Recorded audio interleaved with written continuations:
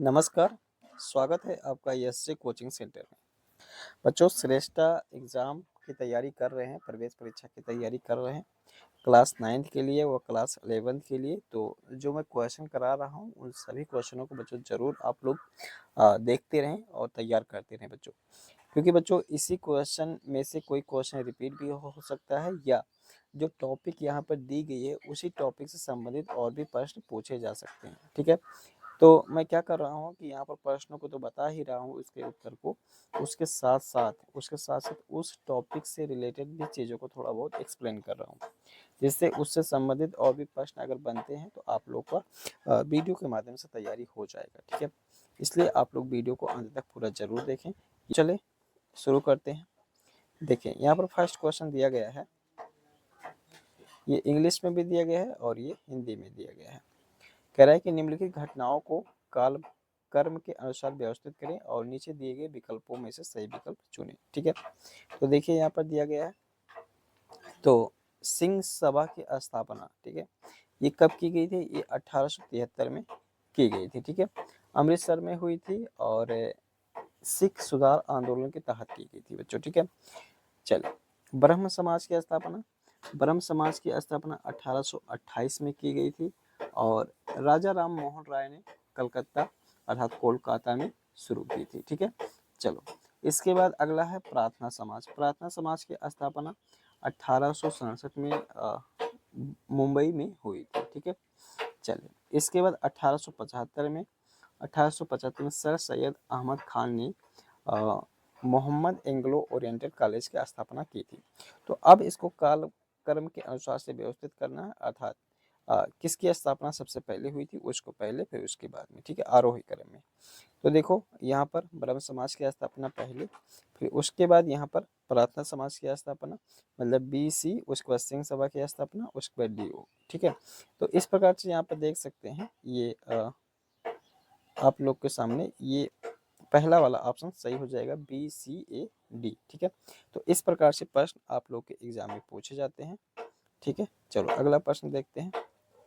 कह रहा है कि कोई वस्तु जो सभी जगह पाई जाती है उसे संसाधन कहते हैं। यहाँ पर भरने के लिए दिया गया है, उसे संसाधन कहते हैं, ठीक है।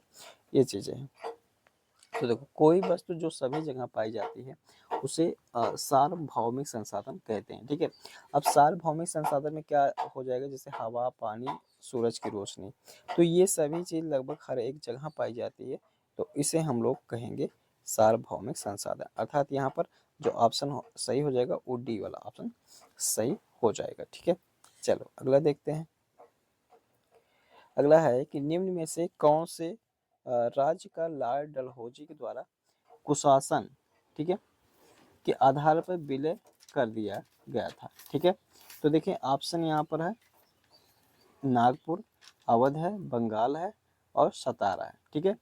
तो 7 फरवरी 1856, ठीक है, 7 फरवरी 1856, 7 फरवरी 1856 बच्चों, ठीक है, को लॉर्ड डलहौजी के द्वारा कुशासन के आधार पर अवध राज्य का विलय किया गया था, ठीक है।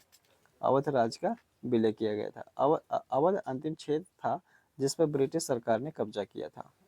इस विलय से व्यापक संतोष पैदा हुआ, जिससे क्या हुआ कि 1857 के भारतीय विद्रोह में योगदान दिया, ठीक है। तो उम्मीद करता हूँ कि आप लोग को ये चीज़ें क्लियर हो रहा होगा, ठीक है। तो इसमें सही ऑप्शन हो जाएगा अवध, ठीक है। चलिए अगला प्रश्न देखते हैं। अगला 54 नंबर में है। कह रहा है कि हिंदू उत्तराधिकार एक्ट, ठीक है, संविधान संशोधन के अनुसार पुत्र पुत्रियां और उनकी मां को पारिवारिक संपत्ति का बराबर हिस्सा मिलेगा। यह कानून किस वर्ष पास किया गया था?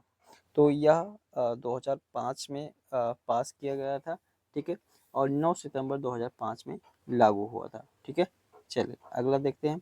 इसे हिंदू उत्तराधिकार अधिनियम 2005 के नाम से जानते हैं, ठीक है। चलिए तो इसका आंसर हो जाएगा। अगला देखिए 55 नंबर में है। कह रहा है कि भारतीय संविधान घोषणा करता है कि भारत एक धर्मनिरपेक्ष राज्य है। संविधान के अनुसार केवल एक धर्मनिरपेक्ष राज्य ही अपने उद्देश्यों को पूरा कर सकता है। निम्न में से कौन सा इस घोषणा के साथ मेल नहीं खाता है? ठीक है, तो देखिए यहाँ पर ऑप्शन दिया गया है। दिया गया, एक धार्मिक समुदाय दूसरे समुदाय पर हावी ना हो। ठीक है, तो दूसरा है किसी एक धार्मिक समुदाय में कुछ कुछ लोग अन्य लोगों पर हावी ना हो। तीसरा ऑप्शन है भारत के सार्वजनिक स्थलों जैसे अदालतें, पुलिस स्टेशन, सरकारी स्कूल आदि में किसी एक धर्म को प्रदर्शित करना तथा बढ़ावा देना। ठीक है, तो ये जो है बच्चों, ये धर्मनिरपेक्ष राज्य को जो है प्रदर्शित नहीं करता है। मतलब इससे जो धर्मनिरपेक्ष राज्य भारतीय संविधान में दिया गया है, ठीक है, ये यहाँ पर ऑप्शन गलत है, इससे मेल नहीं खाता है। ठीक है बच्चों, तो यहाँ पर ये ऑप्शन सही हो जाएगा तीसरा। ठीक है, चलो अगला देखते हैं। अगला है, कह रहा है कि निम्न में से कौन सा सुझाव उर्स डिस्पैच के सुझाव में शामिल नहीं है? ठीक है, तो उर्स डिस्पैच जो थे वो इन्होंने 19 जुलाई 1854 में लागू किया था शिक्षा का मैग्ना कार्टा। ठीक है, शिक्षा का मैग्ना कार्टा का मतलब होता है, मैग्ना कार्टा का मतलब है महान अधिकार पत्र। ठीक है, तो यहाँ पर क्या हुआ था कि ब्रिटिश सरकार की तरफ से यहाँ पर एक पत्र लागू किया गया था कि इंडिया में किस तरीके से पढ़ाई होगी, क्या उसका नियम कानून होगा, वो सब चीज़ उर्स के द्वारा किया गया था। ठीक है, एक पत्र आया था जिसके अनुसार में क्या या इसमें शामिल नहीं था, वो चीज़ें हमें बताना है। ठीक है, तो उसमें शामिल था अंग्रेजी को शिक्षा का माध्यम बनाकर पाश्चात्य शिक्षा को बढ़ावा देना, ये सही था। प्रत्येक गांव में कम से कम एक सरकारी विद्यालय का होना, तो ये उसमें शामिल नहीं था। ठीक है, यही दूसरा सही हो जाएगा। ठीक है, चले अगला देखते हैं। अगला है, निम्न में से किसने आत्मसम्मान आंदोलन की शुरुआत की? ठीक है, ज्योतिराव गोविंद राव फूले, डॉक्टर भीमराव अम्बेडकर, श्री नारायण गुरुस्वामी, ई.वी. रामास्वामी नायकर। ठीक है, और जिन्हें पेरियार के नाम से भी जाना जाता है। ठीक है, ई.वी. रामास्वामी नायकर। ठीक है, चलो तो इसमें ये सही हो जाएगा यहाँ पर चौथा। अगला देखते हैं, निम्न में से किसको आतिवादी नहीं कहा जा सकता? ठीक है, तो इसमें सुरेंद्र नाथ बनर्जी को अतिवादी नहीं कहा जा सकता। ठीक है, इसके अलावा ये जो लाला लाजपत राय हैं, बाल गंगाधर तिलक हैं, बिपिन चंद्र पाल है, ये सब लोग गरम दल से संबंधित है। ठीक है, तो यहाँ पर जो ऑप्शन सही हो जाएगा वो सुरेंद्र नाथ बनर्जी, ये सही हो जाएंगे। ठीक है, अगला देखिए। अगला है कि निम्न में से कौन भारतीय विधायिका का भाग नहीं है? ठीक है, तो भारतीय विधायिका का भाग यहाँ पर हो जाता है राज्यसभा, लोकसभा, राष्ट्रपति सभी हैं। ये राज्यपाल जो है वो भारतीय विधायिका का भाग नहीं है। ठीक है, तो चौथा ऑप्शन सही हो जाएगा। अगला देखते हैं। अगला प्रश्न है, समानता का अधिकार प्रतिबंधित करता है? तो समानता का अधिकार जो है वो छुआछूत को प्रतिबंधित करता है। ठीक है, अनुच्छेद 14 से 18 समानता के अधिकार की व्याख्या करते हैं। ठीक है, जिसके तहत जो है धर्म, नस्ल, जाति, लिंग या जन्म के आधार पर भेदभाव करने से शामिल है बच्चों। ठीक है, तो इसमें जो है समानता का अधिकार प्रतिबंधित करता है, जो दिया ऑप्शन है वो छुआछूत हो जाएगा, ये सही हो जाएगा।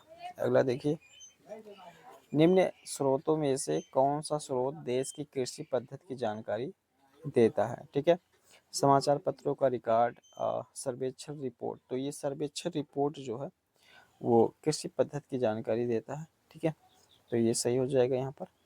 अगला देखिए।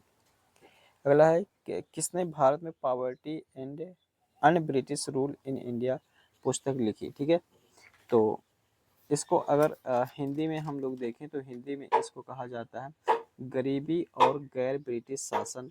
ठीक है, ये नामक पुस्तक जो लिखी थी वो दादा भाई नौरोजी ने लिखी थी। ठीक है, दादा भाई नौरोजी को भारत के ग्रैंड ओल्ड मैन के रूप में भी जाना जाता है। ठीक है, तो यहाँ पर ये सही हो जाएगा। अगला प्रश्न देखें। अगला प्रश्न है, निम्न में से कौन सा सरकार का अंग नहीं है? तो ये भी बेहद ही महत्वपूर्ण प्रश्न है, बार बार रिपीट हो जाता है। ठीक है, तो सरकार का अंग जो है वो कार्यपालिका, न्यायपालिका, विधायिका और न्यायपालिका है। प्रस्तावना यहाँ पर सरकार का अंग नहीं है। ठीक है, तो ये सही हो जाएगा। चलो अगला प्रश्न देखते हैं। यहाँ पर अगला कह रहा है कि निम्न में से कौन से राज्य में आदिवासी जनसंख्या नहीं है? ठीक है, तो उत्तर प्रदेश में आदिवासी जनसंख्या नहीं है, चौथा ऑप्शन सही हो जाएगा। अगला देखिए, निम्न में से कौन सा अलौह खनिज का उदाहरण नहीं है? ठीक है, तो मैग्नीज जो है वो अलौह खनिज का उदाहरण नहीं है। ठीक है, दूसरा ऑप्शन सही हो जाएगा। अगला देखिए, निम्न में से कौन सा निम्नीकृत मृदा में कुछ स्तर तक सुधार नहीं लाता? ठीक है, तो ये यहाँ पर सही ऑप्शन है डिफॉरेस्टेशन। ठीक है, मतलब वनोन उन्मूलन। तो वनोन्मूलन का मतलब होता है वनों की कटाई। ठीक है, तो वनों की कटाई जो है वो मृदा के स्तर में कोई सुधार का योगदान नहीं करता है। ठीक है, तो यहाँ पर चौथा ऑप्शन सही हो जाएगा। ठीक है, अगला प्रश्न देखो।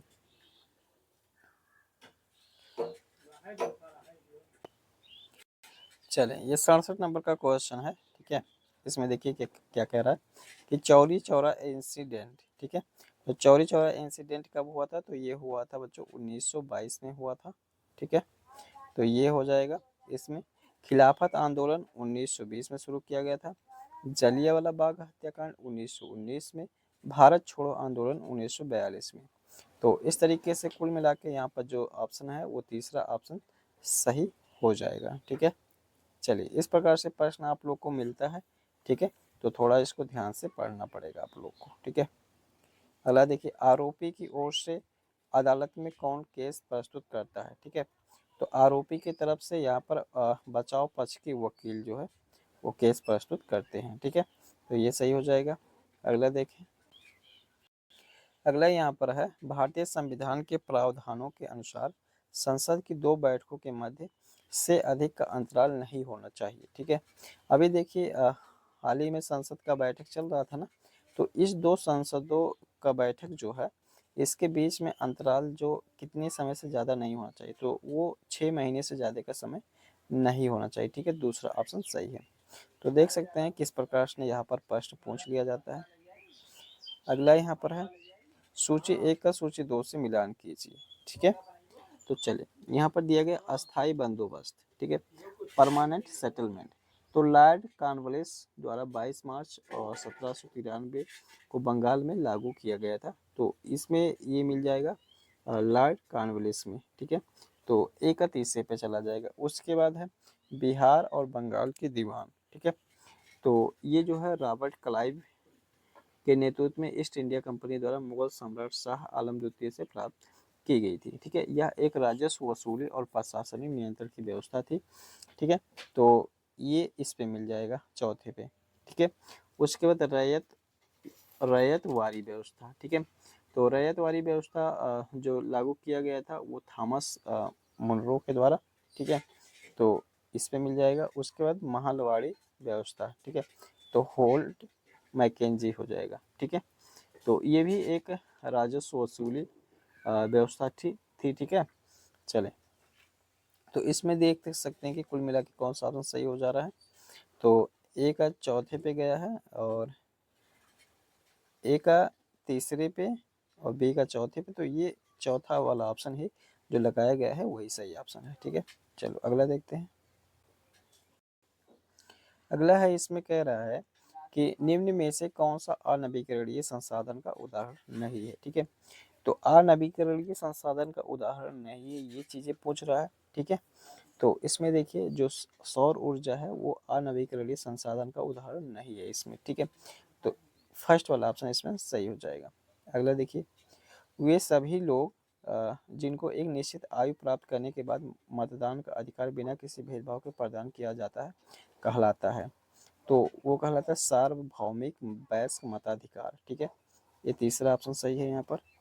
चलो अगला प्रश्न देखते हैं। फ्रंटियर गांधी के नाम से कौन जाने जाते हैं? तो फ्रंटियर गांधी को हिंदी में सीमांत गांधी भी बोला जाता है।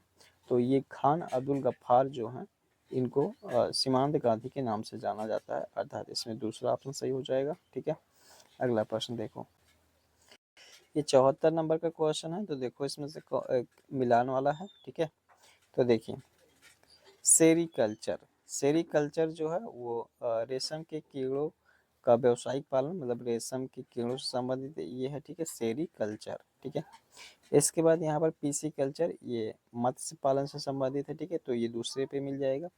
पीसी कल्चर तो थोड़ा सा इसका अगर मत्स्य पालन को अगर याद करना चाहेंगे, देखो पीसी का मतलब यहाँ पर अगर देखें तो पीस होता है ना, तो मछली को कैसे यहाँ पर आपको बनाया जाता है, पीस काट करके बनाया जाता है ना, तो पीसी मतलब पीस, और पीस किसका करेंगे, मछली का, मत्स्य का, ठीक है।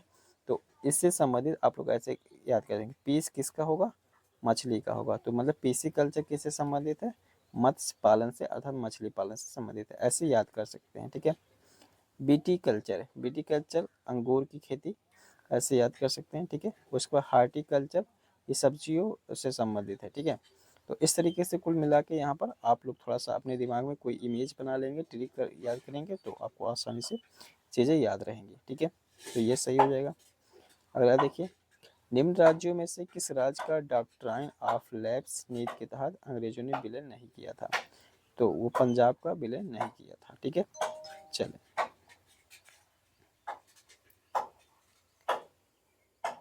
इसमें सही हो जाएगा पंजाब। तो इस तरीके से मिलता हूँ किसी दूसरे वीडियो में, तब तक के लिए बहुत बहुत धन्यवाद।